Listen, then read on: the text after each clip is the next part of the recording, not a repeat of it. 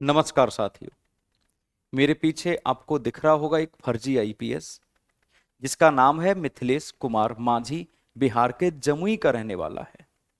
अभी कुछ ही दिन पहले इनको समोसा खाते हुए एक दुकान से गिरफ्तार किया गया। इनको पुलिस थाने लाया गया तो पता चला, इन्होंने बताया कि मुझे 2 लाख रुपया देके ये वर्दी किसी ने आईपीएस की दी थी और उसने कहा था कि एक पुलिस वाले की मृत्यु होने पर उसके स्थान पर आपको जॉब में लगाया जा रहा है। इसने सोचा कि मैं बेरोजगार हूं, अगर मुझे 2 लाख रुपए में कोई जॉब मिल जाएगी तो इससे मेरे गरीब घर का काम चल जाएगा। जब जांच पड़ताल तेज हुई तो इसने कुछ नंबर दिए विजय सिंह नाम के। जब उन व्यक्तियों को इसके सामने लाया गया तो इसने मना कर दिया कि ये नहीं है। फिर पूछा कि आपको 2 लाख रुपए कहां से मिले, तो इसने बताया कि मेरे मामा ने दिए थे। जब इसके मामा के पास जाया गया तो इस पता चला कि इसके मामा ने इसकी माता के इलाज के लिए 65,000 रुपया और एक बार कभी 45,000 रुपया दिए थे। इसने कभी भी नौकरी के नाम पर 2 लाख रुपया अपने मामा से नहीं लिए। प्यारे दोस्तों, आज यह बात बिल्कुल क्लियर हो चुकी है कि ये जो बालक आपको दिखाई दे रहा है, जिसकी उम्र लगभग 18-19 साल के आसपास है, ये ग्लैमर की दुनिया के चकाचौंध भरे जीवन से पूरी तरह आकर्षित है और इसको आकर्षित करने के लिए पूरी की पूरी इंडस्ट्री जिम्मेदार है, जिसकी चर्चा मैं आगे इस वीडियो में करूंगा। वीडियो पूरा देखिएगा। प्रॉब्लम इस फर्जी आईपीएस में नहीं, प्रॉब्लम हम में है, आप में है। इस फर्जी आईपीएस ने अपना जीवन लगभग समाप्त कर लिया है। अब ये पुलिस की पारदर्शिता, कर्तव्य निष्ठा और ईमानदारी पर निर्भर करेगा कि इसको क्या सजा मिलती है, क्योंकि इसने एक व्यक्ति को नहीं, लाखों अपने फॉलोअर्स को, करोड़ों लोगों की भावनाओं को बुरे तरीके से, घनघोर तरीके से झकझोर कर रख दिया है। यह एक मास्टरमाइंड सातिर है, यह कोई बच्चा नहीं है। यह एक मास्टरमाइंड सातिर है जिसने खुद वर्दी सिलवाई थी और जमुई का निकला फर्जी आईपीएस मिथिलेश कुमार। यह देख लीजिए, पूरी रिपोर्ट है। इसमें बड़ा खुलासा हो गया है, अब फरार हो गया है। इसने 2 लाख रुपए देने से इसके मामा ने मना कर दिया। आईपीएस मिथिलेश नाम से यूट्यूब पर चैनल शुरू कर लिया। इसको किसी ने बताया होगा कि यह फेमस होने का सबसे सस्ता और आसान तरीका है। इस तरीके में कोई भी व्यक्ति, जैसे कि भारत में कुछ समय पहले सीमा हैदर आई थी पाकिस्तान से, ट्विटर पर, इंस्टाग्राम पर, फेसबुक पर, यूट्यूब पर लाखों करोड़ों फॉलोअर्स हैं। यहां पर अगर आप किसी भी शिक्षक का, किसी भी और व्यक्ति का जो कि कंटेंट जबरदस्त और बेहतरीन दे रहा हो, उसको देखने के लिए लोग तैयार नहीं होते। तो मिथिलेश मांझी के दिमाग में एकदम से एक कूटनीतिक विचार आया होगा कि क्यों ना मैं एक ऐसा कांड करूं जिससे कि पूरे देश दुनिया की निगाहों में छा जाऊं, क्योंकि भारत में बेरोजगारों की कमी नहीं है। फोन सबके पास है, 1.5 GB डेटा सबके पास आता है।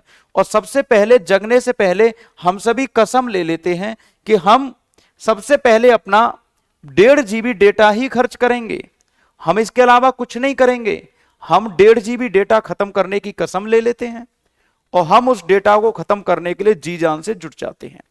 प्यारे दोस्तों, पता नहीं जाने कितने मिथिलेश हैं जो कि रातों रात हमने और आपने प्रसिद्ध करवा दिए, और बहुत सारे ऐसे मेहनती यूट्यूबर्स हैं, मेहनती शिक्षक हैं, जिनके की वीडियो को लाइक करने से आप लोगों को शर्म लगती है। अब ऐसे माहौल में अगर शिक्षा नीचे दबे और ऐसे फर्जी आईपीएस ऊपर उठें, तो इसमें आईपीएस का योगदान नहीं है, फर्जी आईपीएस का, या फिर इन नकली सातिर दिमागी लोगों का योगदान नहीं है, इसमें आपका बहुत बड़ा योगदान है। आप लोग अच्छा कंटेंट देखना ही नहीं चाहते। आप लोग ये देखना ही नहीं चाहते कि कौन सा यूट्यूबर बढ़िया कंटेंट दे रहा है, कौन बढ़िया बातें बता रहा है। आपको तो केवल डांस, म्यूजिक, जिम के वीडियोज, या फिर किसी को गाली देने वाले वीडियोज, या फिर एक पक्षीय वीडियोज जो एक ही डायरेक्शन में जाते हैं, वो वाले वीडियोज पसंद आते हैं। उस पर जबरदस्ती लाइक ठोके सब्सक्राइब करे, आगे बढ़िए, ये करते जाते हो।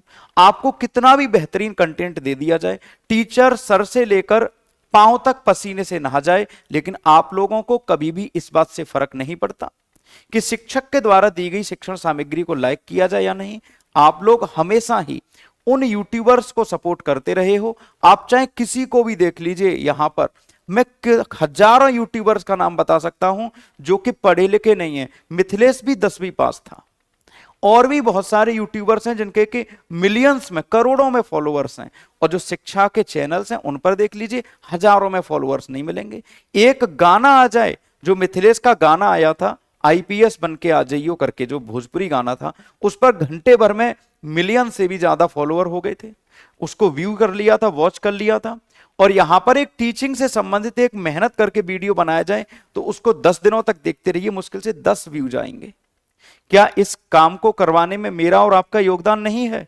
हम देखना ही नहीं चाहते, फिर कहते हैं शिक्षा नहीं मिली, बेरोजगार रह गए, फिर हम बेरोजगारी को रोना रोते हैं, फिर कहते हैं कि हम पर मोदी जी पकौड़े सिकवाने के लिए बोल रहे हैं। भाई पकौड़े ही सिकवाए जाएंगे, फिर तो आपको जलेबी की फैक्ट्रियों में ही लगाया जाएगा, फिर तो आप लोगों को बेरोजगार ही रहने दिया जाएगा। फिर आप लोगों को यह उम्मीद छोड़ देनी चाहिए कि सरकार आप लोगों को रोजगार देगी। आपने कितना अपनी तरफ से कंट्रीब्यूशन किया अपनी बेरोजगारी को दूर करने में? एक सवाल आपसे, सीमा हैदर का वीडियो देखने के लिए आप लोगों की कतार लग जाती है।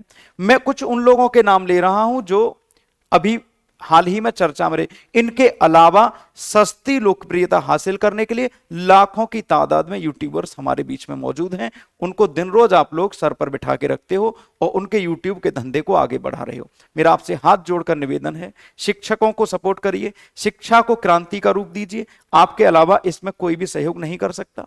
मिथिलेश माझी मत बनिए, मेहनत करिए, मेहनत का कोई तोड़ नहीं होता। सरकारी नौकरी लगाइए, प्राइवेट नौकरी लगाइए, रुपया कमाइए, लेकिन चोरी से नहीं, झूठ बोलने से नहीं, किसी से सीना चोरी से नहीं, ईमानदारी के साथ। और ऐसे लोगों का हमेशा सपोर्ट करिए जो आपके लिए खड़े रहते हैं, हमेशा ही आप लोगों का सहयोग करते हैं। जय हिंद, जय भारत।